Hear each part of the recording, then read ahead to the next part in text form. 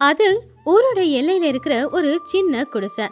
அந்த குடிசையில காந்தம்மா அப்படிங்கிற வயசான பாட்டி அவங்க புள்ள சோமையா மருமக கௌரியோட வாழ்ந்துட்டு இருந்தாங்க. காந்தம்மாவுக்கு வயசு 70 இருக்கும். ஆனா அவங்களுக்கு இருக்கிற தைரியம் வயசு பசங்களுக்கு கூட சுத்தமா இருக்காது. அவங்க புள்ள சோமையா சரியான சோம்பேறி. காலையில எழுந்துச்சதுல இருந்து ராத்திரி தூங்குற வரைக்கும் சும்மா திண்ணையில உக்காந்துக்கிட்டு இருப்பான். ஒரு வேலை கூட செய்ய மாட்டான். நான் எதுக்கு கஷ்டப்படணும், எனக்கு என் பொண்டாட்டி இருக்கா, அவ என்ன நல்லபடியா பாத்துப்பான்னு வெக்கமே இல்லாம சொல்லுவான்.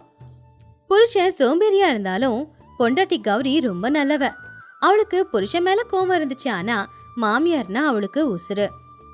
காந்தம்மா அவங்க மருமகளை பெத்த பொண்ணு மாதிரி பாத்துக்கிட்டாங்க. அத்தை, என்ன வாழ்க்கை அத்தை இது? உங்க புள்ளைய பாருங்க, காலையில எழுந்துச்சு போய் மறுபடியும் திண்ணையில படுத்து தூங்குறாரு. வீட்டுல அரிசி பருப்பு காய்கறி இல்லைனாலும் பெருசா எடுத்துக்க மாட்டேங்கிறாரு. இனி எத்தனை நாளைக்கு நான் தனியா கஷ்டப்படணும்? என்னால முடியல அத்தை. அழாதம்மா, உன்ன மாதிரி நல்ல பொண்ணு அழுதா குடும்பத்துக்கு ஆகாது. நான் பெத்த புள்ளைக்கு வெக்கம் மானம் சூடு சொரணை எதுவுமே இல்லை. அவன் எவ்வளோ சொன்னாலும் மாற போறதும் இல்லை. அவன் வேலைக்கு போகலன்னா என்ன, நான் இருக்கேன்ல உனக்கு துணையா. என் உடம்புல உசுறு இருக்கிற வரைக்கும் நான் உனக்கு துணையா இருப்பேம்மா. நீ தைரியமா இரு. என்னைக்காவது ஒரு நாள் அந்த கடவுள் அவனுக்கு ஒரு நல்ல பாடத்தை கத்து கொடுப்பாரு. கௌரிக்கு அவங்க மாமியார் சொன்னதை கேட்டு மலை போல நம்பிக்கை வந்துச்சு. அவ கண்ணீரை தொடச்சிக்கிட்டு வேலைக்கு கிளம்பிட்டா. கௌரி அந்த ஊர்ல இருக்கிற பெரிய வட்டி வியாபாரி பூபதியோட வீட்டுல தான் வேலைக்காரியா சேர்ந்திருந்தா. பூபதி கொஞ்சம் கடினமானவரா இருக்கலாம், ஆனா அவருடைய மனைவியான அன்னபூர்ணம்மா ரொம்பவும் நல்லவங்க. கௌரியோட கஷ்டத்தை பார்த்து தினமும் அவளுக்கு முடிஞ்ச உதவிகளை செஞ்சுக்கிட்டு இருப்பாங்க. ஒரு நாள் கௌரி சுடுதண்ணியில பாத்திரம் கழுவிக்கிட்டு இருக்கும்போது அன்னபூர்ணம்மா அங்க வந்தாங்க. என்ன கௌரி, இன்னைக்கு முகம் ரொம்ப வாட்டமா இருக்கு. என்ன, உன் சோம்பேறி புருஷனை நினைச்சு ரொம்ப வருத்தப்பட்டுக்கிட்டு இருக்கியா? முகத்தை பார்த்தா காலையில சாப்பிடல போல. சரி சரி, வேலையெல்லாம் முடிச்சதும் சமையலறையில சாப்பாடு வச்சிருக்கேன். சாப்பிட்டு முடிச்சிட்டு மிச்சம் இருக்கிறத உங்க மாமியாருக்கு கொண்டு போய் கொடு, சரியா? அம்மா, நீங்க உண்மையிலேயே எனக்கு குலசாமி தாமா. என் புருஷன் எனக்கு சாப்பாடு போடலனாலும் நீங்க கொடுக்குற சாப்பாட்டுல நானும் எங்க அத்தையும் வாழ்ந்துகிட்டு இருக்கோம். இந்த நன்றியை நான் எப்பவும் மறக்க மாட்டேன் அப்படின்னு கௌரி சொல்லிக்கிட்டு இருக்கும் போதே ஆகாயத்துல மாற்றங்கள் வர ஆரம்பிச்சுது. மேகங்களெல்லாம் கருக்க ஆரம்பிச்சு மெதுவா தூறல் விழ ஆரம்பிச்சுது. பார்த்துக்கிட்டு இருக்கும் போதே அந்த தூறல் பெரிய மழையா மாறுச்சு. கௌரியோட வேலை முடிச்சுது. ஆனா மழை அதிகமா வந்துகிட்டு இருக்கிறதுனால அவளால அங்கிருந்து வீட்டுக்கு போக முடியல. பல மணி நேரம் ஆனாலும் மழை விடவே இல்லை. இருட்டாக வேற போகுது. தெருவெல்லாம் ஒரே தண்ணியா தான் இருந்துச்சு. கௌரி, மழை விடுற மாதிரி தெரியல, இருட்டா வேற இருக்கு, வழியெல்லாம் சேரா இருக்கு. இப்பவே நீ போகலனா சுத்தமா இருட்டாயிடும், பார்த்து பத்திரமா போமா. கௌரி சரின்னு தலையசைச்சு சாப்பாடு டப்பாவை எடுத்துக்கிட்டு வீட்டுக்கு கிளம்புனா. மழையில இருந்து தன்னை தானே காப்பாத்திக்கிறதுக்கு அவகிட்ட ஒரு கொடை கூட இல்ல. அன்னபூர்ணம்மா கொடுத்த ஒரு கோணி பைய தலையில போட்டுக்கிட்டு அந்த மழையில செருப்பு கூட போடாத கால்ல பார்த்து பார்த்து அடி மேல அடி வச்சு நடந்து போய்கிட்டு இருந்தா. ஐயோ கடவுளே, என்ன மழை இது? இப்படி ஒரு மழையை நான் பார்த்ததே இல்லையே. எனக்கு உடம்பெல்லாம் ரொம்ப குளிருது, பசியும் ரொம்ப அதிகமா எடுக்குது. ஆனா என் பசியை விட வீட்டுல இருக்கிற என் புருஷன் என் மாமியாரோட நிலைமை நினைச்சாதான் எனக்கு ரொம்ப கவலையா இருக்கு. குடிசையோட கூரை வேட சரியா இல்லையே. அடிக்கிற மழைக்கு ஒருவேளை வீட்டுக்குள்ள தண்ணி சொட்டிக்கிட்டு இருக்குமா, இல்ல கூரையே பறந்து போயிடுமா? அத்தைக்கு துணையா நானும் இல்லையே. என் புருஷன் எப்பவும் போலவே திண்ணையில படுத்து தூங்கிக்கிட்டு தான் இருப்பாரு. திண்ணையில உட்காந்துக்கிட்டு மழைய பார்த்து ரசிச்சுக்கிட்டு இருப்பாரு ஒளிய வீடு இடிஞ்சு விழுந்தாலும் பெருசா எடுத்துக்க மாட்டாரு. ஒரு பொண்ணா பிறந்த பாவத்துக்கு நான் இவ்வளவு கஷ்டத்தை அனுபவிச்சு ஆகணுமா? என்னைக்குதான் என் புருஷனோட மனசு மாறி என் வாழ்க்கை நல்லா இருக்க போகுதோ? கையில இருக்கிற இந்த சாப்பாடை தவறாம நான் பத்திரமா வீட்டுக்கு கொண்டு போகணும். இல்ல அப்படின்னா எங்க அத்தை இன்னைக்கு பட்னியா தான் இருக்கணும். சீக்கிரமா போய் அத்தைய பார்த்தே ஆகணும். அவங்க முகத்தை பார்த்தாதான் எனக்கு கொஞ்சம் தைரியமே வரும். கௌரி நடக்கிற வழியெல்லாம் தண்ணி முட்டிக்கால் வரைக்கும் இருந்தாலும் கூட கையில இருக்கிற அந்த சாப்பாடு பாத்திரத்தை நெஞ்சோட அணைச்சு பிடிச்சி நடந்து வந்துகிட்டு இருந்தா. கௌரி வீட்டுக்கு வந்து சேர்ந்த உடனே அவ பார்த்த காட்சி அவ மனச சுக்குநூறா உடைச்சுது. அடிச்ச மழைக்கும் காத்துக்கும் அவங்களுடைய சின்ன குடிசை தாங்க முடியாம அப்படியே தரையோட தரையா விழுந்துருச்சு. செவரெல்லாம் மண் செவருன்றதுனால தண்ணியில கரைஞ்சு போச்சு. உள்ள இருக்கிற பொருட்கள் எல்லாம் தண்ணியில மிதந்துகிட்டு இருந்துச்சு. இத்தனை நாள் அவங்க வாழ்ந்துகிட்டு இருந்த வீடு இப்ப எங்க இருக்குன்னே தெரியல. அந்த வீட்டுக்கு வெளியில இருக்கிற ஒரு மரத்துக்கு கீழே வயசான காந்தம்மா மழையில நனைஞ்சுக்கிட்டே நின்னுகிட்டு இருந்தாங்க. அவங்க பக்கத்துல சோமையா அந்த மரத்துல சாஞ்சி உக்காந்துக்கிட்டு என்ன பண்றதுன்னு தெரியாம சிலையா உக்காந்துக்கிட்டு இருந்தான். மழை தண்ணியால அவன் முழுசா நனைஞ்சுக்கிட்டு இருந்தாலும் துண்டு வச்சே தொடச்சுக்க கூட முடியாத நிலைமையில தான் இப்ப அவன் இருந்தான். பக்கத்துல பெத்தவ மழையில நடுங்கிக்கிட்டு இருந்தாலும் அவன் பெருசா எடுத்துக்கல. கௌரியோட கையில இருந்த அந்த சாப்பாடு டப்பா கீழே விழுந்துருச்சு. அவ அங்கேயே அதே தண்ணியில உக்காந்துக்கிட்டு நெஞ்சு வலிக்க அழுதா. ஐயோ கடவுளே, என் குடிசை போயிடுச்சே, எதுக்காக எனக்கு அடுக்கடுக்க கஷ்டத்தை கொடுக்கிற கடவுளே. காலையில போய் வேலையை செஞ்சு 100 வார்த்தையை வாங்கிக்கிட்டு கொண்டு வந்த சாப்பாடு கூட இப்படி தண்ணியோட தண்ணியா போயிடுச்சே. ஐயோ எங்க அத்தைய பாரு, குளிர நடுங்கிட்டு இருக்கிற எங்க அத்தைய நான் எப்படி காப்பாத்துறது? கௌரி அழுதுகிட்டே புருஷன் சோமையாவை பார்த்தா. அவ கண்ணுல இருந்த கண்ணீர் இப்ப கோவமா மாறி அவனை திட்ட ஆரம்பிச்சுது. சி ஏயா, நீ எல்லாம் மனுஷன்தானா? பெத்த தாய் மழையில கண்ணு எதிர்க்க நினைச்சுக்கிட்டு இருக்காங்க, அவங்களுக்கு ஒரு போர்வை போத்துறன்னு கூட அவனுக்கு தோணல? சில மாதிரி உட்காந்து என்னையா வேடிக்கை பாக்குற? நீ எல்லாம் இந்த வீட்டுக்கு தலைவனாயா? வீடு இடிச்சு விழும்போது ஒரு கட்டைய கூடவோ உன்னால பிடிக்க முடியல? ஆம்பளைன்னு சொல்லிக்கிறதுக்கு உனக்கு கொஞ்சமாவது நான் கூசல? உன்னை விட மாடு ஆடை பரவாயில்ல, அதுங்களோட குழந்தைய அதுங்க நல்லாவே பாத்துக்கோ. ராமையா தலை குனிஞ்சு உக்காந்துக்கிட்டு இருந்தான். ஆனா அவன்கிட்ட எந்த மாற்றமும் வரல. கௌரி அழாதம்மா, தயவு செஞ்சே எழுந்திரி. நீ அழுவுறதுனால கொற்ற இந்த மழை நின்னு போயிடாது. இடிஞ்சு விழுந்த அந்த வீடும் மறுபடியும் எழுந்திருச்சு நிக்காது. கஷ்டத்துல நாம அழுதா இயற்கை கூட நம்மள பார்த்து சிரிக்கும். அந்த சோம்பேறிய விடு, அவன் உயிரோட இருக்கிற பொணத்துக்கு சமம். போனோம் என்னைக்காச்சும் எழுந்திருச்சு ஏதாவது வேலைய பாத்திருக்காமா? நீ எழுந்திரி, உனக்கு நான் இருக்கல. நம்ம 2 பேருக்கும் 2 கை இருக்கு. நம்ம வீடு இப்ப இடிஞ்சு விழுந்தா என்னவா? நாம கஷ்டப்பட்டு உழைச்சு ஒரு வீட்டை கட்ட மாட்டோமா என்ன? அந்த கடவுள் நம்ம 2 பேருக்கும் தைரியத்தை கொடுத்திருக்காமா? நம்மளால நமக்கு ஒரு வீடு கட்டிக்க முடியும். மழை பெஞ்சுக்கிட்டு இருக்கிற அந்த சத்தத்திலையும் காந்தம்மாவோட வார்த்தைகள் கணீர்னு கௌரியோட காதுல விழுந்துச்சு. அவங்க கொடுத்த தைரியத்துல கௌரிக்கும் நம்பிக்கை வந்துச்சு. மழை இன்னும் விட்ட பாடு இல்ல. எங்க பார்த்தாலுமே தரை சுத்தமா காணோம். முட்டிக்கால அளவுக்கு தண்ணி நிறைய இருந்துச்சு. அம்மாடி கௌரி, இப்ப நாம தரையில வீடு கட்ட முடியாது. அப்படியே கட்டினாலும் தண்ணியில அந்த வீடு அடிச்சுக்கிட்டு போயிடும். என்கிட்ட இதுக்கு ஒரு நல்ல யோசனை ஒண்ணு இருக்குமா? அந்த பெரிய ஆலமரத்தை பாரு. அந்த ஆலமரத்தோட கிளை எல்லாமே எவ்வளவு பெருசா இருக்கு பாரு. நாம ஏமா அந்த ஆலமரத்தோட கிளையில வீடு கட்டிக்க கூடாது? எவ்வளவு தண்ணி வந்தாலும் ஒசரத்துக்கு வராதே. அப்போ நம்ம வீட்டுக்கும் எந்த பிரச்சனையும் இருக்காதுல்ல. எவ்வளவுதான் மழை பெஞ்சாலும் என்னதான் தண்ணி ஊருக்குள்ள வந்தாலும் அந்த மரத்தை தாண்டி போகும். நம்ம வீட்டுக்குள்ள தண்ணி வராதுமா. மரத்துக்கு மேல வீடு கட்டிக்கிட்டா நல்லதுமா. கௌரிக்கு அவங்க மாமியார் கொடுத்த யோசனை ரொம்பவும் பிடிச்சது. உண்மைதான் அத்தை, எப்படி வீடு கட்ட போறோம்? அது தரையில கட்டாம நாம மரத்துக்கு மேல கட்டிக்கிட்டா நமக்கு அது பாதுகாப்பா தான் இருக்கும். அப்படி 2 பேரும் சேர்ந்து மரத்துக்கு மேல வீடு கட்ட தயாரானாங்க. அந்த தண்ணியில அடிச்சுக்கிட்டு வந்த பெரிய பெரிய மரக்கட்டை, குச்சி எல்லாத்தையுமே அவங்க எடுத்துக்கிட்டு வந்தாங்க. அப்ப சோமையா அவங்க செய்யற வேலைய பார்த்து கிண்டலா சிரிச்சான்.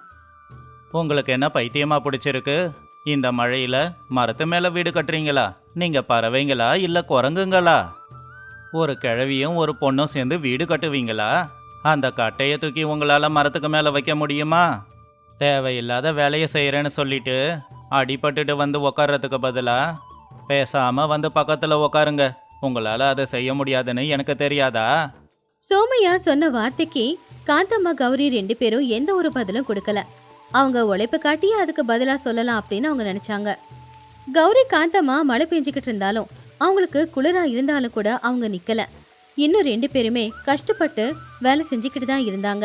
காந்தம்மாவுக்கு வயசு அதிகம்னாலும் கூட அவங்களுக்குள்ள இருக்கிற தைரியம் ரொம்ப அதிகம். கௌரி மரத்துக்கு மேலே ஏறி வீடு கட்டுற வேலையை தொடங்கினா. காந்தம்மா கீழே இருந்து எல்லா பொருட்களையும் கொடுத்துக்கிட்டு இருந்தாங்க. கௌரி மரத்துக்கு மேல நின்னு வீட அழகா கட்டிக்கிட்டு இருந்தா. இதை எல்லாத்தையுமே மரத்துக்கு சாஞ்சி உக்காந்துக்கிட்டு சோமையா வேடிக்கை தான் பார்த்துக்கிட்டு இருந்தான். ஆனா அப்பதான் அவன் மனசுக்குள்ள ஒரு மாற்றம் வர ஆரம்பிச்சுது. மழையில நனைஞ்சுக்கிட்டு நடுங்கிக்கிட்டு பொண்டாட்டியும் அம்மாவும் வேலை செய்யறத பார்த்து அவனுக்கு கவலையாயிடுச்சு. சி, நான்லாம் ஒரு ஆம்பளையா? நான்லாம் ஒரு மனுஷனே இல்லை. என் கண்ணுக்கு முன்னாடி 70 வயசான எங்க அம்மா மழையில நனைஞ்சுக்கிட்டு குளிர்ல நடுங்கிக்கிட்டு வீடு கட்ட உதவி பண்றாங்க. நான் தான் உலகம்னு நம்பி என்னை கட்டிக்கிட்டு வந்த என் பொண்டாட்டியும் படாத பாடுபட்டுக்கிட்டு இருக்கா.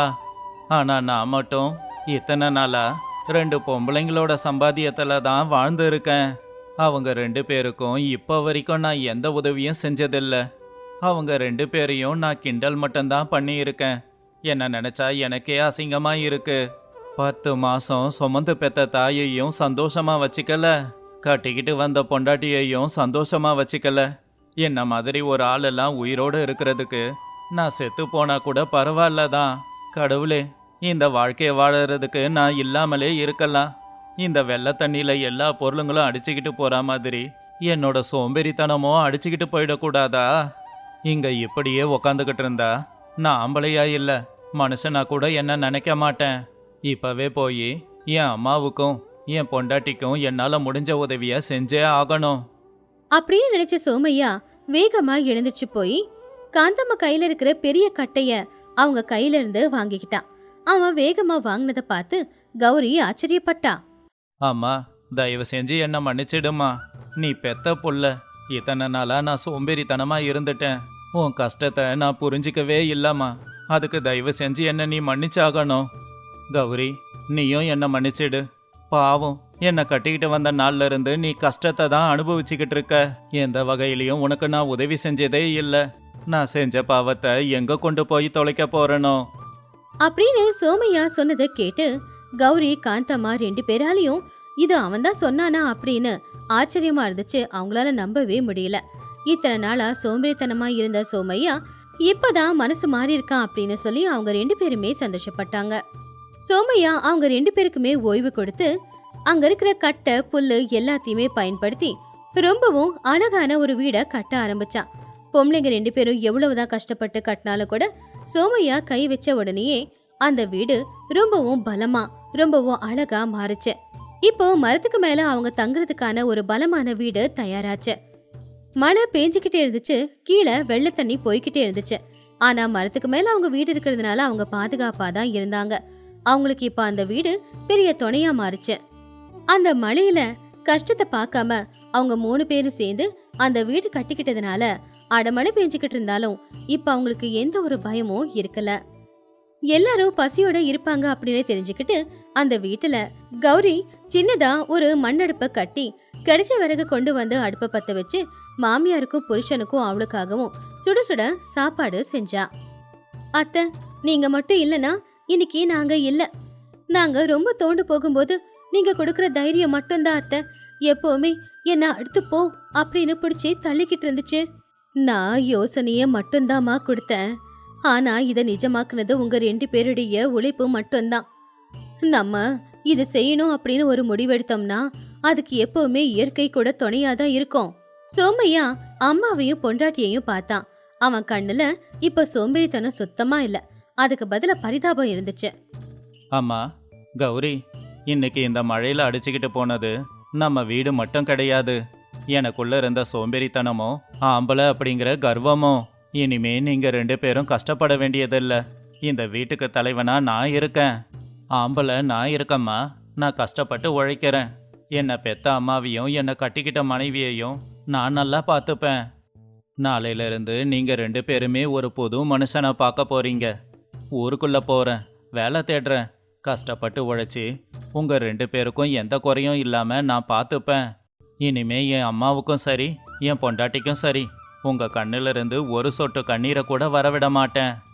புருஷன் சொன்னது கேட்டு கௌரியோட கண்ணுல கண்ணீர் வந்துச்சு. இத்தனை நாளா அவ காத்துக்கிட்டு இருந்த நாள் இதுதான். இனிமே எந்த கஷ்டமும் இருக்காது அப்படின்னு காந்தம்மாவும் சந்தோஷப்பட்டாங்க. புள்ள மனசு மாறினதுல அவங்களுக்கு பெரிய சுமை இல்லாம போச்சு.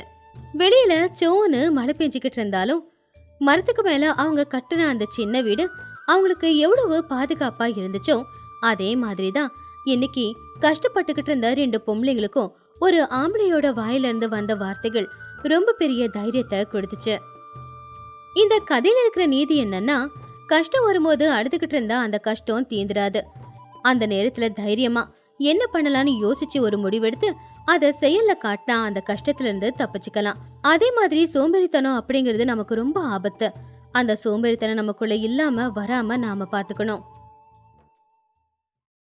அது தமிழ்நாட்டுல தென்னை மரங்களுக்கு நடுவுல இருக்கிற ஒரு அழகான கிராமம் சீதாபுரம்.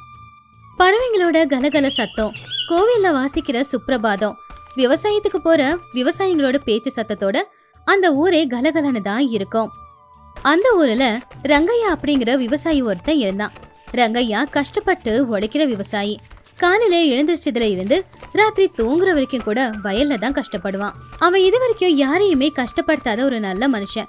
அவனுடைய மனைவியான சீதா பார்க்கவும் ரொம்ப அழகா இருப்பான். அவனுடைய மனசும் ரொம்ப அழகுதான். ஆனா என்ன, அறிவுதான் அவளுக்கு கொஞ்சம் கம்மி. யாரு என்ன சொன்னாலும் கண்ணு முடிக்கிட்டு அதை உண்மை அப்படின்னு நம்பிடுவான். ஆனா பாவம், ரொம்பவும் அப்பாவி. எந்த ஒரு வேலையையும் யோசிச்சு சரியா செய்யவே மாட்டா. ஒரு நாள் காலையில ரங்கையா வயலுக்கு கிளம்புறதுக்காக ரெடியா இருந்தான். அப்போ சீதா சமையலறையில சமையல் செஞ்சுக்கிட்டு இருந்தா. சீதா, பசிக்குது, சீக்கிரமா டிஃபன் கொண்டு வா. சீதா சுட சுட இட்லியும் வேர்க்கடலை சட்னியும் கொண்டு வந்தா. 2 பேரும் ஒன்னாவே உக்காந்தாங்க சாப்பிட. ரங்கையா வேலைக்கு போகணும்ன்ற அவசரத்துல வேக வேகமா இட்லிய சட்னியில தொட்டு சாப்பிட ஆரம்பிச்சான். ஆனா என்னவோ தெரியல, அந்த சட்னி ரொம்ப வித்தியாசமா இருந்துச்சு. என்னடி இது, சட்டினியா இப்படி இருக்கு? ஏதோ திட்டு திட்டா கிடைக்குது. என்னத்தை போட்டு அரைச்ச? நேத்து நீங்க சொன்ன மாதிரி தாங்க செஞ்சேன். வேர்க்கடலைய வறுத்து தோலை எடுத்து சட்னி அரைச்சிருக்கேன். ஆனா இதுல வேர்க்கடலை சுவையே வரலையே. வேர்க்கடலை சுவை இதுல எப்படி இருக்கும்? நீங்க தானே சொன்னீங்க வேர்க்கடலைய வறுத்து தோலை எடுத்துட்டு சட்னி அரைக்கணும்னு. அதான் வேர்க்கடலை எல்லாத்தையுமே தூக்கி போட்டுட்டு வெறும் தோலை மட்டும் போட்டு சட்னி அரைச்சிருக்கேன். அத கேட்ட உடனேயே மண்டையில இடி விழுந்த மாதிரி இருந்துச்சு ரங்கையாவுக்கு. தலைய அப்படியே பிடிச்சுக்கிட்டு, அட வீணா போனவளே, யாராவது வேர்க்கடலையை தூக்கி போட்டுட்டு தோலை வச்சு சட்னி அரைப்பாங்களா? தோலை தூக்கி போட்டுட்டு வேர்க்கடலையை வச்சு சட்னி அரைக்கணும். எல்லாம் என் நேரம் அப்படின்னு சொல்லி கோவமா அந்த சட்னியை தொட்டுக்காம பாவம் வெறும் இட்லிய மட்டும் லபக் லபக் அப்படின்னு சாப்பிட ஆரம்பிச்சான். அதுக்கப்புறம் வயலுக்கு கிளம்பி வெளியில வந்தப்போ பொண்டாட்டி கிட்ட, சீதா, நான் வயலுக்கு கிளம்பிக்கிட்டு இருக்கேன். மதியம் வரும்போது சூடா சாப்பாடும் கத்திரிக்காய் குழம்பும் வச்சு வையே. குழம்புல உப்பை கொஞ்சம் பார்த்து போடு. நேத்து மாதிரி அள்ளி தூக்கி போட்டுடாத. பாலை காய்ச்சி கிண்ணத்துல மூடி வையே. பூனை வந்து குடிச்சிட போது பார்த்து ஜாக்கிரத. சீதாவும் தலையாட்டி மதியத்துக்கு சமைக்க ஆரம்பிச்சா. கத்திரிக்காய் குழம்பு செஞ்சா. உப்பு கம்மியா போட சொன்னானேன்னு உப்பு அவ போடவே இல்ல. அதுக்கப்புறம் பாலை காய்ச்சி கிண்ணத்துல ஊத்தி வச்சா. ஐயோ, பூனை பால் குடிக்காம பாத்துக்க சொல்லி சொன்னாருல்ல. பூனை பால் குடிச்சிச்சுன்னா இன்னொரு கொன்னே போட்டுடுவாரு அப்படின்னு சொல்லி அவங்க வீட்டை சுத்திக்கிட்டு இருந்த ஒரு பூனையை கொண்டு வந்து அந்த பால் குண்டாவுக்கு பக்கத்திலேயே அந்த பூனைய கட்டி போட்டா. இப்ப பூனை எங்க இருந்தோ வராது, நான் தான் கட்டி போட்டுட்டேனே அப்படின்னு அவளை பத்தி நினைச்சு அவளே ரொம்ப பெருமைப்பட்டா. மதியம் வேலையை முடிச்சுட்டு வீட்டுக்கு வந்த ரங்கையா வீட்டுக்குள்ள வந்ததும் பால் பாத்திரத்துக்கு பக்கத்திலேயே கட்டி போட்டிருந்த பூனையையும் பால் தீந்து போனதையும் பார்த்தான். பூனை சந்தோஷமா பாலை குடிச்சு வாய தொடச்சுக்குச்சு. அத பார்த்து ரங்கையா கோவமா சீதா கிட்ட வந்து, அடியே வீணா போனவளே, பூனைய பால் குடிக்காம பாத்துக்கன்னு சொன்னா பால் பக்கத்திலேயே பூனையை யாராவது கட்டி போடுவாங்களா? நீங்க தானங்க பால் குடிக்காம பூனைய பாத்துக்கோன்னு சொன்னீங்க. அதனாலதான் பூனைய கட்டி போட்டு பூனையவே பாத்துக்கிட்டு இருந்தேன். பூனை பால் குடிச்சதுக்கு நான் என்ன பண்ண முடியும்? அவருடைய அப்பாவித்தனத்தை பார்த்து ரங்கையாவுக்கு கோவம் மட்டும் இல்ல, கூடவே சிரிப்பும் வந்துச்சு. அதுக்கப்புறம் சரி பரவாயில்லன்னு சாப்பிட உக்காந்தான். சாப்பாடு சாப்பிட்டு பார்த்தா அதுல துளி கூட உப்பே கிடையாது. என்ன இது, குழம்புல உப்பு போடல? நீங்க தானே நேத்து உப்பு அதிகமாச்சுன்னு சொன்னீங்க. அதனாலதான் இன்னைக்கு குழம்புல உப்பே போடல. அதுக்கு ரங்கையா எதுவுமே பேசாம அமைதியா சாப்பிட்டுட்டு வயலுக்கு கிளம்பிட்டான். இப்படியே நாட்களும் போய்கிட்டு இருந்துச்சு. ஒரு நாள் ரங்கையா அவனுடைய வயல்ல விளைஞ்ச நெல் எல்லாத்தையுமே மாட்டு வண்டியில சந்தைக்கு கொண்டு போய் அங்க வித்து அதுல கிடைச்ச லாபம் 10,000 எடுத்துக்கிட்டு சந்தோஷமா வந்தான்.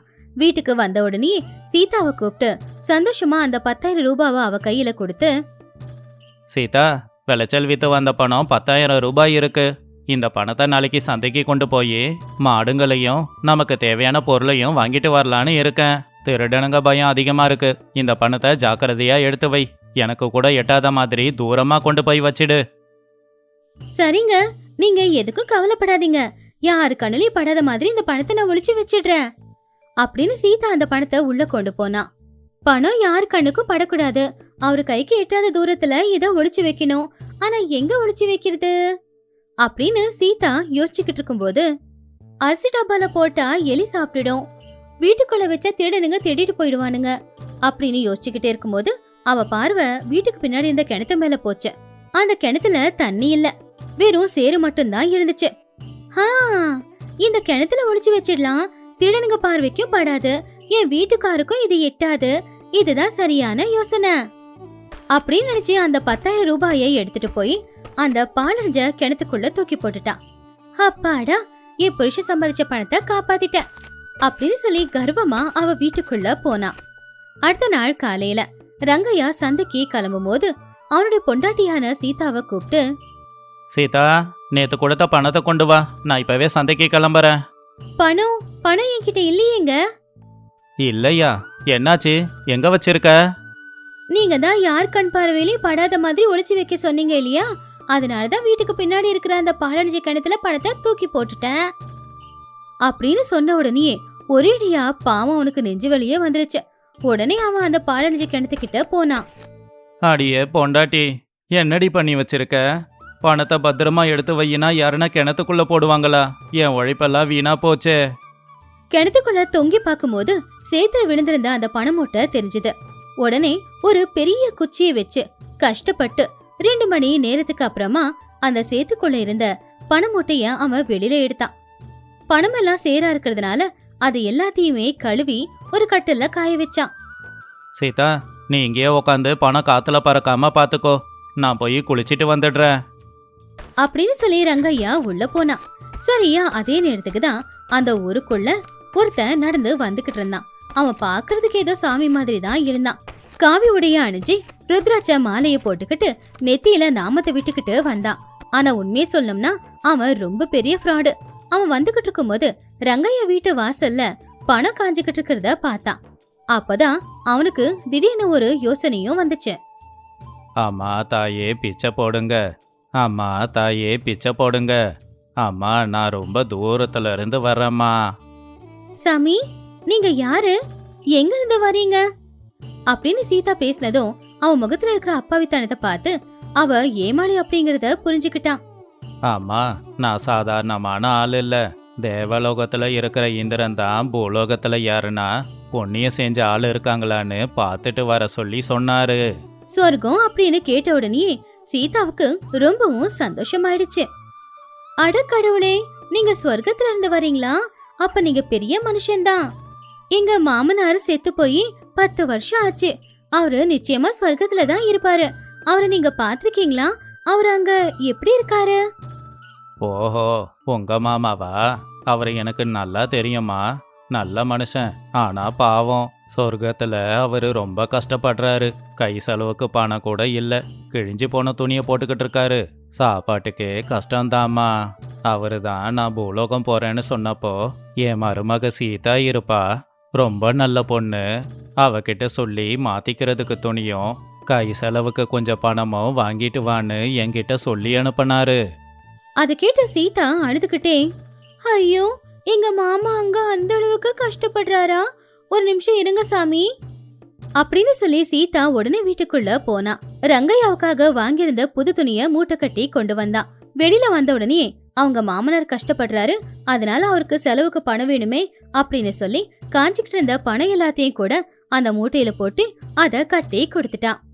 இந்தாங்க, இதுல எங்க மாமனாருக்கு துணியும் இருக்கு, பணமும் இருக்கு. அவரு கஷ்டப்படக்கூடாது. இந்த பணத்தை கொண்டு போய் அவர்கிட்ட செலவுக்கு கொடுத்துருங்க.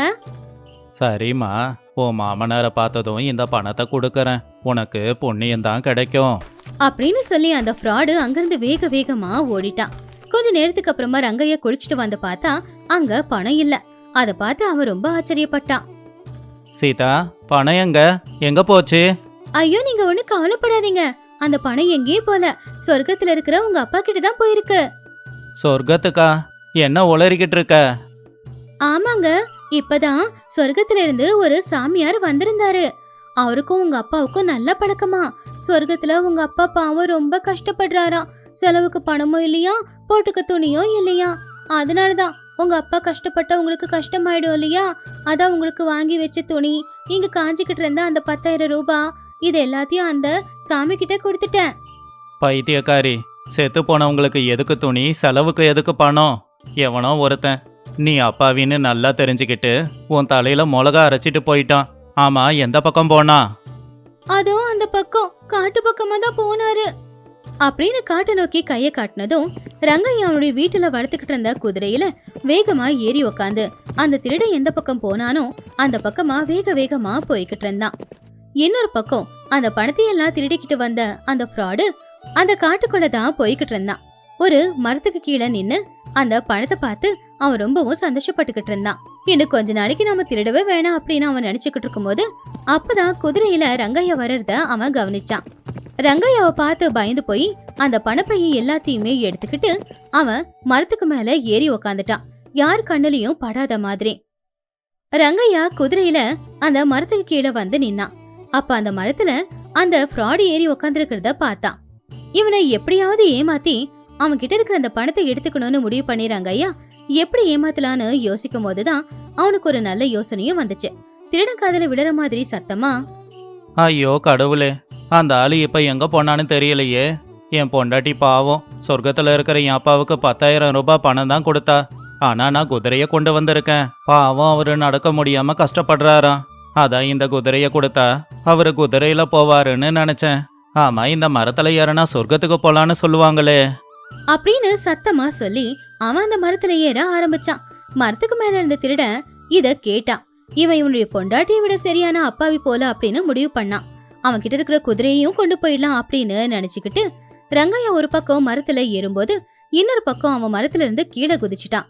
அந்த பணமூட்டையை எடுத்துக்கிட்டு அந்த குதிரை மேல உக்காந்துக்கிட்டு அங்கிருந்து தப்பிக்கலாம் அப்படின்னு அவன் முயற்சி பண்றதுக்குள்ளார மரத்துல ஏறுற மாதிரி நடிச்சுக்கிட்டு இருந்த ரங்கையா உடனே மரத்தை விட்டு கீழே இறங்கி அந்த திருடனை இறுக்கமா பிடிச்சுக்கிட்டான்.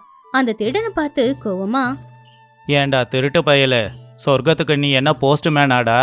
எல்லாத்தையும் இங்கிருந்து கொண்டு போய் அங்க கொடுக்கறதுக்கு எவ்வளவு தைரியம் இருந்தா எல்லாரையும் ஏமாத்தி திருட பாப்ப? என்ன மன்னிச்சிடு, வேணும்னா உன் பணம் குதிரை எல்லாத்தையும் உனக்கே கொடுத்துடுறேன். என்னை விட்டுடு, தயவு செஞ்சு என்ன அடிக்காத, போக விடு. ரங்கையா அவன்கிட்ட இருக்கிற அவனுடைய பொருள் எல்லாத்தையுமே புடுங்கிக்கிட்டு அவனை அடிச்சு அங்கிருந்து துரத்தி விட்டான். அதுக்கப்புறமா பணத்தை எடுத்துக்கிட்டு பத்திரமா வீட்டுக்கு வந்து சேர்ந்தான். பணம் தொலைஞ்சதை நினைச்சு வருத்தப்பட்டுக்கிட்டு இருந்த சீதா ரங்கையா வந்ததும் எழுந்திருச்சு நின்னான். அப்ப பணத்தை மறுபடியும் அவன் சீதா கிட்ட கொடுத்தான். பாத்தியா சீதா, உன் முட்டாள்தனத்தால நான் கஷ்டப்பட்டு உழைச்ச பணம் போயிருக்கோம். சொர்க்கத்துல இருக்கிறவங்களுக்கு எதுவும் அனுப்ப முடியாதுன்னு உனக்கு தெரியாதா? ஆமா, சொர்க்கம் எங்க இருக்கு? நான் மட்டும் போய் இந்த பணத்தை வாங்கிட்டு வரல அப்படின்னா இந்த 6 மாசத்துக்கு நாம என்ன பண்ணியிருப்போம்? 2 பேரும் பட்டினியா தான் இருந்திருக்கணும். யார் என்ன சொன்னாலும் அதை அப்படியே நம்புவியா? உனக்குன்னு சுய புத்தியே இல்லையா? என்ன மன்னிச்சிடுங்க, இனிமே இந்த மாதிரி முட்டாள்தனமான வேலைகள் எதுவுமே செய்ய மாட்டேன். நீங்க என்ன சொல்றீங்களோ அதை மட்டும் செய்யறேன். அன்னையில இருந்து சீதா அவருடைய அப்பாவித்தனத்தை முழுசா விட்டுட்டா. 2 பேரும் சேர்ந்து சந்தோஷமா வாழ்ந்துகிட்டு இருந்தாங்க. இந்த கதையில இருக்கிற நீதி என்னன்னா, அறிவு அப்படிங்கிறது நமக்கு ரொம்பவும் முக்கியம். யாரு என்ன சொன்னாலும் அதை கண்ணை முடிக்கிட்டு அப்படியே நம்பினா நாளைக்கு நாம ஏமாந்துதான் போவோம். எதையுமே நம்புறதுக்கு முன்னாடி 4 தடவை அலசி ஆராய்ச்சி நம்புறதுதான் சரி.